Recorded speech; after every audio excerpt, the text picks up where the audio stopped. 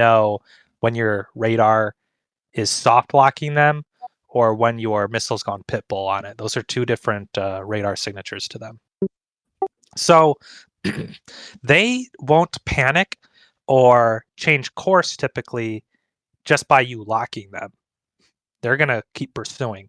What makes them go cold or fly evasively is when they've detected that the missile has been fired on them and is pitbull. Now that's only now there's a distinction here. When you fire in RWS mode, the bandit is going to get that right away, and they're going to go evasive right away. Okay, that's what I was asking. In RWS. In RWS. Right. In TWS, they don't. They don't. Okay, good to know. Yep, TWS you get time because your airplane's radar never hard locks them, and they won't know that they've been launched on until the missile gets in range and goes pitbull, which we'll see here. I think all these examples I was probably in TWS mode. So here's a MiG-23 and me. I let the MiG-23, the use set as ace skill level, and I did not use burner at all. You can see I'm only going 350 knots. This guy is probably cooking. He's not cooking that much, but I even let him get the shot off first. Okay, but here I come, and I perform this crank. So, and I think it might be more apparent in this view, but I fire the missile. I crank 65 degrees to the right. You can see how extreme this angle is, but I'm watching my RWR, or my attack radar, and this guy's still in view. He's right off to the left side of the radar, but he's in view. At this point, I'm looking out my window. I can see his contrail, and I know that he is going defensive. And I know he's fired a IR guided missile on me. So that missile will probably hit me if I maintain course, because it doesn't need to do any further course corrections, but I need it to lose some energy. So if I turn, that missile also has to turn and it runs out of fuel. That one missile I fired, the awesome AIM-120, bags that target even though they went defensive. A really difficult bandit is a MiG-31. So here's a similar scenario. And I'm going to just keep on a centered view here. So this one, if I let him fire at the same time as me, he would kill me. It's because he's going so fast.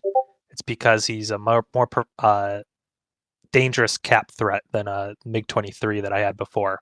So I have to fire as soon as I can. This is like, what is it? It's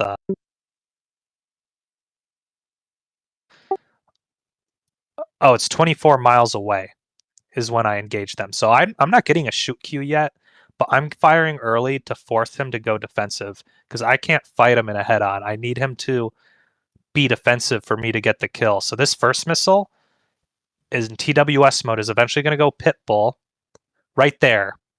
So see, the missile went about halfway.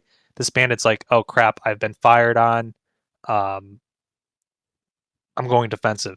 So you see, I was cranking during that time, but I was able to tell through my attack radar and through looking at my cockpit that this guy started going defensive. So I come back and fire the kill shot on him, a second AIM-120, while it's much closer. So that first AIM-120 fails, which is fine. It's okay to spend multiple AIM-120s on one bandit, but the second one gets the kill hit. It's a very common outcome. It's a very good trade.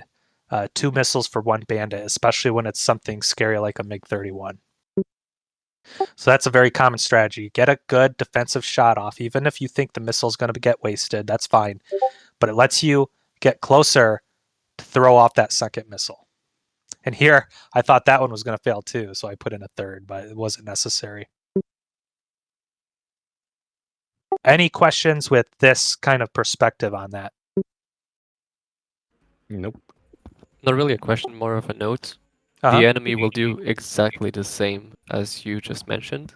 So if you don't respawn by shooting back, they will probably follow the exact same pattern of shooting you a second missile, and you won't tell there's a second one because you still have the from the first one. A very good point. That is a very solid point. A posture shot is always better than no shot. Yep. And sorry, I know this briefing's going to go a little while. I'm going to show one more thing, but this is a hot start scenario. Everybody's going to start in the air. You get to spawn the bandit at your pleasure or your convenience and give it a try. And once you've given it a try, you can hop out and we can restart the server and hop back in. There's only 6 slots at a time for it, so we're going to watch 6 players do it, kind of take notes, and then we'll restart it and 6 new guys can try it.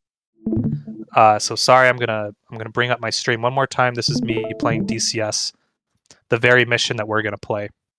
I'm just gonna demonstrate the strategy so you can see the windows and the symbology that I'm looking at.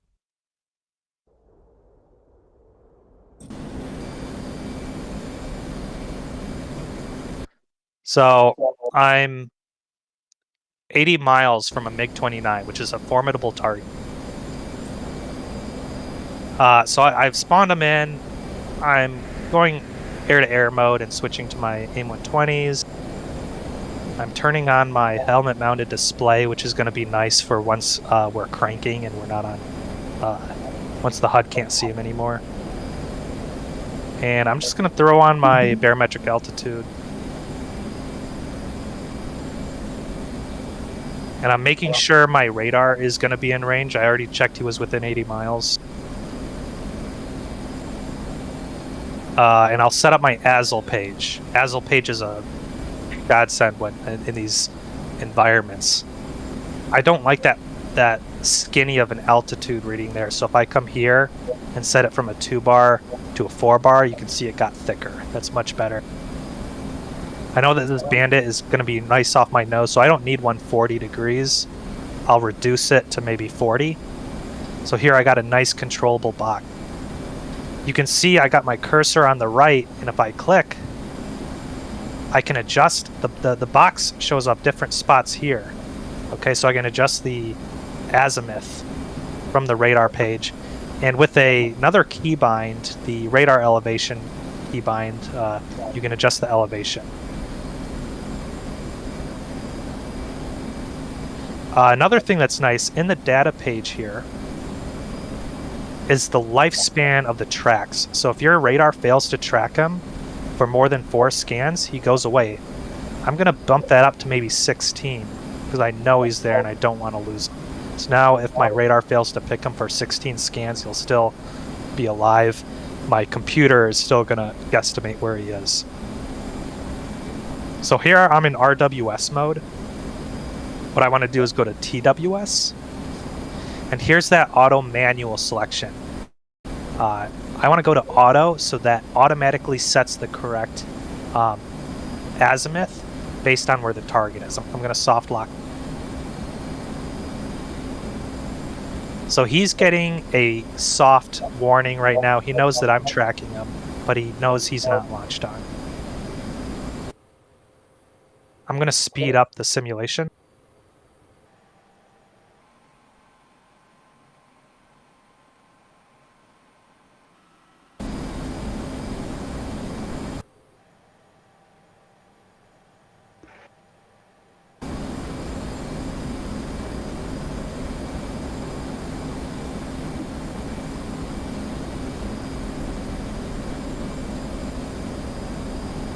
Okay, he's in 28 miles. I'm going to fire a preliminary shot, and I'm cranking. Look at the arrow on my HUD. It says 20, 30, 40, 50.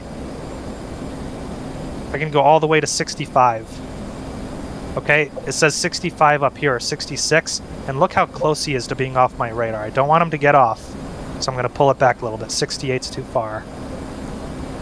65's good. There he is. Look, he went defensive. I'm coming back on. Fire a shot. I'm going to maintain... I'm going to bonsai at this point. I think he's definitely cold to me. This arrow right here tells you what his aspect is to you, and he's cold to me right now, is what that's saying. It's hard to see. Yeah, I'm sorry about that. Yeah, so That's alright. a lot of symbology. At this point, I am burning towards him. He might outrun me, but I don't need to descend like I am right now. It's actually better if I maintain altitude. I can cruise faster in the if I maintain my altitude.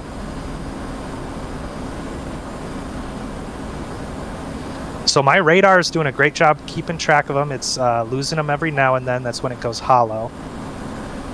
But he's still cold to me. So we might